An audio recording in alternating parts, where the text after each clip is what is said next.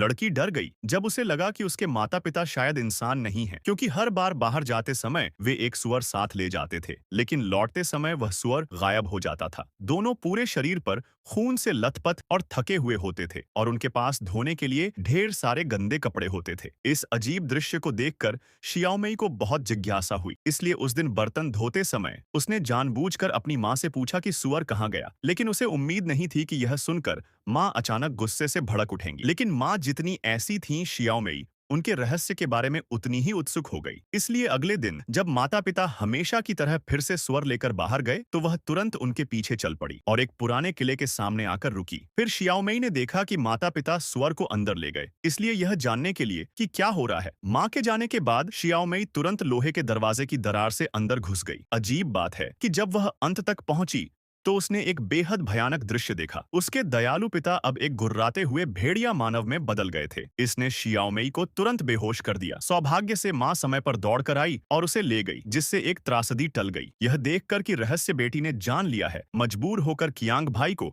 उसे कल रात वाले किले में ले जाना पड़ा सच्चाई बताने के लिए। दरअसल उनके परिवार पर श्राप था। हर पूर्णिमा की रात परिवार के पुरुष हिंसक और खून के प्यासे भेड़िया मानव बन जाते थे और वे ऐसे राक्षस थे जो केवल मारते और खाते थे। इसलिए परिवार की सुरक्षा के लिए उन्हें अपनी पत्नी से खुद को यहाँ बंद करवाना पड़ता था। यही कारण है कि हर पूर्णिमा की रात पत्नी एक सुअर भेजती थी। सच्चाई जानने के बाद शियाओमेई को आखिरकार पता चला कि उसके पिता इन सालों में कितने कष्ट में रहे। इसलिए वह तुरंत आगे बढ़ी और उन्हें कसकर गले लगा ली। इस घटना के बाद तीनों के बीच अब कोई दूरी नहीं रहता है। लेकिन सबसे बुरी बात फिर भी हो गई, क्योंकि इस बार पूर्णिमा की रात अचानक खूनी चांद की रात में बदल गई, जिससे पिता भेड़िया मानव बनने के बाद पूरी तरह पागल हो गए और सीधे घर में घुस आए। सौभाग्य से माँ ने समय पर शियाओमेई को अलमारी में छिपा दिया और वे अस्थायी रूप से बच गए। इसलिए भेड़िया मानव के जाने का फायदा उठाकर माँ बेटी तेजी से बाहर भागी। सोचा कि जंगल की गहराई में आकर सुरक्षित हो जाएंगे, लेकिन अगले ही पल शियाओमेई को अचानक दौड़कर आए भेड़िया मानव ने पकड़ लिया। यह देखकर